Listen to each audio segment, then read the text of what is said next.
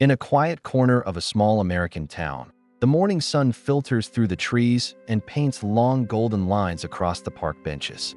On one of those benches sits Mr. William Johnson, a man of 95 years. His back is slightly bent, his hair silver and thin, his hands traced with deep lines that tell a lifetime of stories. And yet, as he carefully arranges a worn wooden chessboard on the table before him, there is a steadiness in his movements, almost ceremonial, as though this moment is sacred. One by one, he places the pawns, the knights, the rooks. His fingers are slow, yes, but precise. His eyes, though surrounded by wrinkles, shine with a sharp, unwavering focus. Anyone walking by might pause for a moment. Children on bicycles whisper to each other. Office workers on their morning jogs glance over their shoulders. Some of them shake their heads in disbelief. How does he still do it? At 95, I can barely remember where I parked my car yesterday. And yet here he is, ready to play. Every day, rain or shine. For Mr. Johnson, chess is not just a game. It is a ritual, a lifeline, a secret that seems to have preserved his mind far beyond what most would expect. Because while many people his age struggle with memory, confusion, or fading attention, he sits at the board like a general, already 10 moves ahead, his mind clear as glass. It makes you wonder, what is his secret? How does a man at 95 still summon the mental energy to plot, to anticipate, to remember games from decades ago? Tonight, we're going to uncover the hidden truth behind this remarkable clarity. We'll walk through his story and then step into the world of science, where researchers have begun to understand why people like Mr. Johnson can remain sharp long after others begin to fade. And perhaps, in the end, you'll discover something you can do for yourself or for someone you love to keep the brain young, vibrant, and unafraid of time. So sit back, breathe slowly, let the hum of the world fade. Because this is not just a story about one old man and a chessboard. It's a story about memory, resilience, and the quiet possibility that your mind can outlive the years written on your birth certificate. The life story of Mr. Johnson. William Johnson was born in 1928, the son of a factory worker and a schoolteacher in the Midwest. He grew up during the Great Depression, when food was scarce and families made do with what little they had. As a boy, he often sat by the radio at night, listening to voices drift across the static, stories, music, lessons from faraway places. But what shaped him most came from something much simpler. A chess set his father brought home one evening, carved from rough wood and smelling faintly of varnish. At 12 years old, he was fascinated. The rules confused him at first, but the challenge thrilled him. While other kids played baseball in the dirt lot, William would spend hours at the kitchen table, moving pawns back and forth, trying to understand the quiet war between black and white squares. His father, though tired after long shifts at the factory, would sometimes sit with him, teaching him openings and endings. Chess became their language, their bond. As he grew, so did his skill. By the time he was in high school, William could beat nearly every student, and sometimes even the teachers who dared to sit across from him. Yet chess was never about pride. It was about patience, about learning to think before acting. He often said, "Life is like a chessboard. You don't always control what pieces you're given, but you can control how you move them." Then came the war. At 18, he enlisted, like so many young men of his generation. Overseas, amidst the chaos and fear, he carried a small pocket chess set, the pieces magnetic, so they wouldn't scatter when the ship rocked or the ground shook. Between battles, he and his fellow soldiers would huddle together, playing in the dim light, distracting themselves from the uncertainty of tomorrow. Even in war, chess gave him clarity, focus, and comfort. After returning home, William married his childhood sweetheart, Eleanor. Together, they built a life, raising 2 children, buying a modest home, and watching the suburbs around them grow. He worked as an accountant for decades, his mind sharpened daily by numbers and patterns. But every evening, no matter how tired he was, he would take out his chessboard. Sometimes he played against neighbors, sometimes against his children, and sometimes simply against himself. As the years passed, life brought both joy and hardship. He celebrated graduations, weddings, the birth of grandchildren. He also buried friends, and eventually, Eleanor. Losing her was the hardest move of all, the one he couldn't plan for. But even then, he returned to his chessboard. It was there, in the silence of an empty home, that he found companionship in the pieces, in the ritual, in the memory of all the games they had once played together. Neighbors began to notice him in the park more often, a solitary figure setting up his board in the early morning light. At first, they thought he must be lonely, but when they sat down to play against him, they discovered something else entirely. He wasn't just passing time. He was thriving. He remembered moves from matches 40 years earlier. He recalled the names of players from small-town tournaments in the 1950s. He could anticipate his opponent's strategy long before they even realized it themselves. One teenager, after losing 3 games in a row, asked him, "Mr. Johnson, how do you still remember all this? My grandpa can't even remember what he had for breakfast." William just chuckled, moving a knight into position, and replied, "That's because I never let my brain retire." At 95, his body shows its years. His hands are stiff with arthritis, and his steps are slower now. But his mind is alive, quick, sharp. When he sits before that chessboard, he is not a frail old man.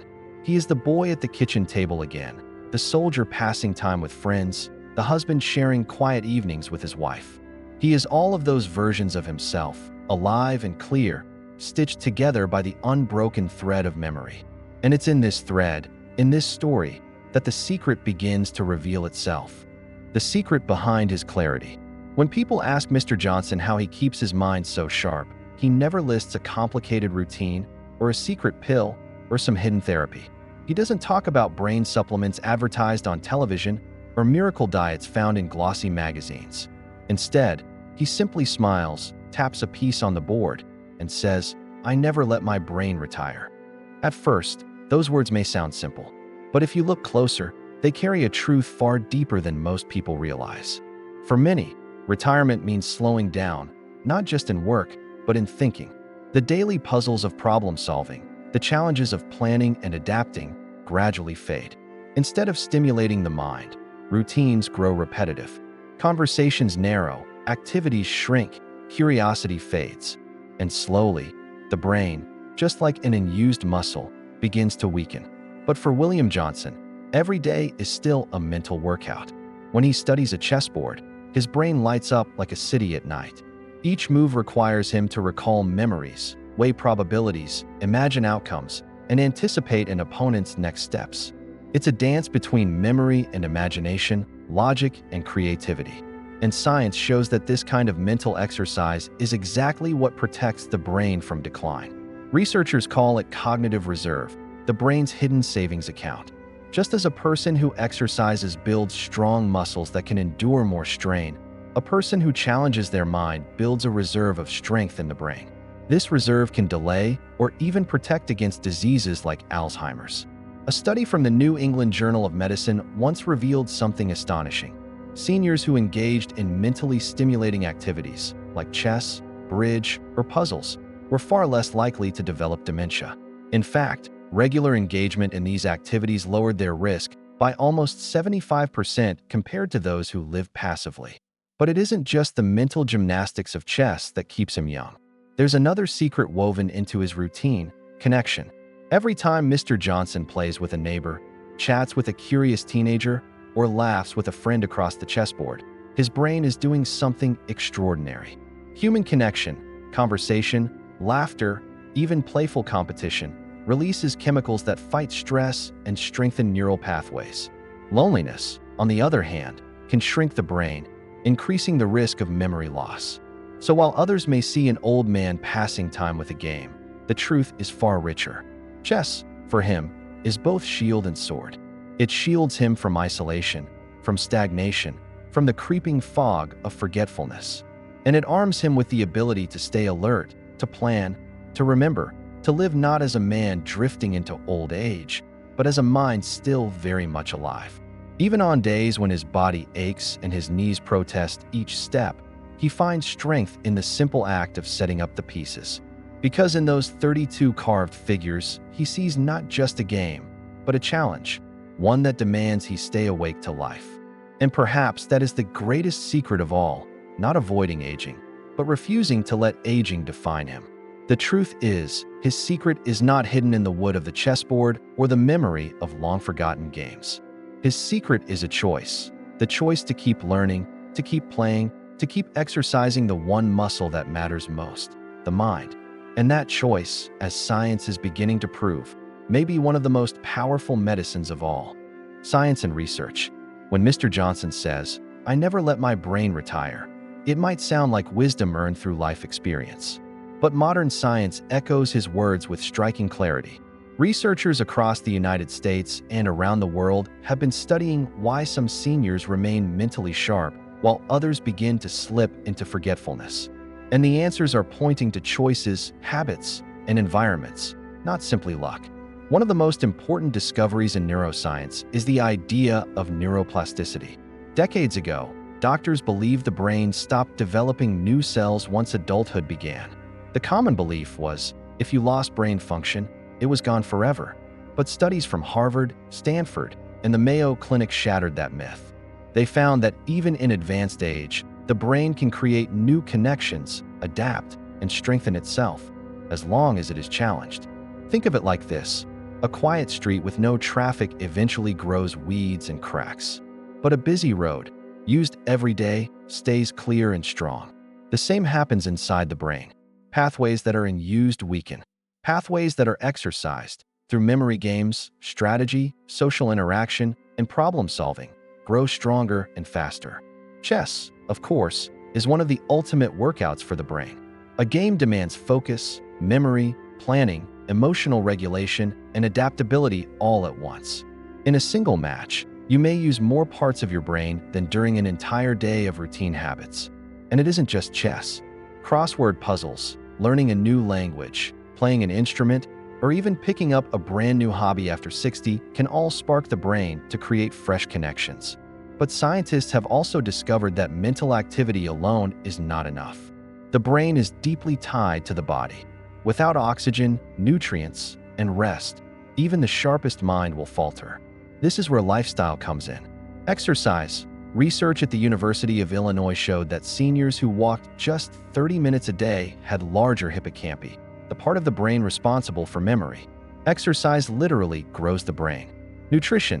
The Mediterranean diet, rich in olive oil, vegetables, fish, and nuts, has been linked to lower rates of Alzheimer's. In fact, seniors following it closely had brains that looked years younger than their peers on brain scans. Sleep. During deep sleep, the brain acts like a janitor, flushing away toxic proteins that build up and may lead to Alzheimer's disease. Seniors who cut sleep short rob their brains of this nightly cleaning. Stress. Chronic stress floods the brain with cortisol, a hormone that damages memory and shrinks the hippocampus. Activities like meditation, prayer, or even gentle breathing exercises lower stress and protect brain cells. All of this science converges into a single message. Sharpness is not an accident. It is the result of consistent, daily choices. That's why Mr. Johnson's story matters. His chessboard is more than a game. It is a daily mental marathon. But he also moves his body, eats mindfully, and keeps a routine that gives him structure. Most importantly, he stays connected to people, neighbors, children, opponents at the park. He has not withdrawn into loneliness, which researchers warn is as dangerous as smoking 15 cigarettes a day. Instead, he laughs, talks, and shares. Each conversation builds resilience in his brain. In the end, the science shows us what Mr. Johnson lives every day. Growing old does not mean surrendering your mind. The brain is waiting to be challenged, strengthened, and nourished, even at 95. And that is why, when we see him on that park bench, leaning over the chessboard with eyes bright as glass, we aren't just watching an old man. We are witnessing proof, living proof, that the brain, when cared for, can outlast the years. Lessons for seniors. So what does this mean for you, sitting here tonight, listening to the story of a man who has outsmarted both opponents and time? What can you take from Mr. Johnson's daily ritual, and how can you apply it in your own life? Even if you've never touched a chess piece in your entire 60 or 70 years. The answer is simple. You don't have to play chess to keep your mind alive, but you do need to challenge it. Think of your brain as a living garden. If you water it, feed it, and plant new seeds, it blossoms. If you leave it alone, weeds take over. Every choice you make is either tending your mental garden or letting it fade. Here are lessons, drawn not just from Mr. Johnson, but from countless studies on aging and brain health. 1. Learn something new. It could be as small as a crossword puzzle or as ambitious as learning Spanish at 70. Some seniors learn to play guitar. Others take cooking classes online. The act of struggling with something unfamiliar forces your brain to build new pathways. Remember, it's not about being perfect, it's about being curious. 2. Move your body to move your mind. You don't need to run marathons. A daily walk around your block, some light stretching, or even chair yoga can work wonders. Blood flow is fuel for the brain. Without it, memory weakens. With it, your mind stays vibrant. 3. Nourish your brain with food, not just calories. Add more berries, leafy greens, olive oil, and fish. Cut back on processed foods and sugar, which inflame the brain. Think of food as medicine. Every bite is either protecting your neurons or harming them. 4. Protect your sleep. If your nights are restless, your brain cannot clean itself. Create an evening ritual. Dim the lights, turn off screens, sip a calming tea. Aim for 7 to 8 hours. Sleep is not wasted time. It's your brain's most important job. 5. Stay social. Call an old friend. Invite your neighbor for coffee. Volunteer, teach, or share stories with your grandchildren. Loneliness is poison. Connection is medicine. Your conversations and your laughter are just as important as vitamins and exercise. 6. Manage stress before it manages you. Your brain is not designed for constant worry. Try breathing deeply, meditating, or even praying. Some seniors find peace in gardening, others in painting, others in simply sitting by the window and watching the trees sway. The activity doesn't matter as much as the peace it brings. And perhaps the most important lesson of all, never tell yourself it's too late. At 60, 70, 80, even 90, your brain is still listening, still growing, still hungry for challenge. Science proves it, and stories like Mr. Johnson's show it. He didn't stop playing when his hands stiffened, when his back bent, or when the world told him he was too old. He kept showing up to the board, day after day, year after year. The truth is, you don't have to be a chess master. Your chessboard could be anything: knitting, cooking, reading history, writing poetry, or telling bedtime stories to your grandkids. The form doesn't matter. What matters is the fire of engagement, that spark that tells your brain, I am still alive. I am still learning. I am still here. So tonight, ask yourself, what is one small way you can challenge your brain tomorrow? What is one habit, one choice, that will water your mental garden? Because if a 95-year-old man can still plot 10 moves ahead on a chessboard, what might you still be capable of, if only you decide to keep playing the game? As the afternoon sun begins to fade, the park grows quiet again. Children pack up their bikes, office workers hurry home, and the last leaves rustle in the gentle wind. But Mr. Johnson remains at his bench, leaning forward over the chessboard. His eyes study the pieces with the same intensity he had when he was 12 years old at the kitchen table with his father. To an outsider, it looks like a simple game, an old man keeping himself busy. But we know better now. Behind each move lies a lifetime of discipline, curiosity, and resilience. Behind each calculation lies the science of a brain that refuses to surrender to time. And behind his quiet smile lies a secret available to every one of us: the decision to keep learning, to keep engaging, to keep the mind alive. He doesn't see himself as extraordinary. He never calls himself gifted or lucky or special. He shrugs when people ask how he remembers openings from games played decades ago. For him, the answer is almost too simple: he never stopped playing. And maybe that's the lesson we've been searching for all along. Aging is inevitable. Wrinkles will come, bodies will slow, but the mind, your mind, still has choices left to make. You can let it drift into routine, or you can challenge it to stay curious. You can let it dim, or you can feed it with conversation, puzzles, laughter, and love. Think about that tonight. Ask yourself, what is the chessboard of your life? What is the one thing you could return to each day, the way Mr. Johnson returns to his pieces, that would keep your mind sharp and your spirit awake? Because in the end, your brain doesn't measure years. It measures engagement. It measures curiosity. It measures the sparks of new connections lighting up inside you. So maybe tomorrow morning, when the world feels heavy or routine, you'll sit down with a crossword or a deck of cards, or even a curious grandchild who wants to hear your stories. And in that moment, You'll be doing what Mr. Johnson has done for 95 years, refusing to let your brain retire. If this story touched you, give this video a like and subscribe to Wellness for Seniors, where we share more stories, science, and secrets to help you live sharper, longer, and stronger. And before you go, tell us in the comments, what's your chessboard? What's the one activity that keeps your mind awake? Your answer might just inspire someone else, maybe even someone who's been waiting for a reason to keep playing their own game of life.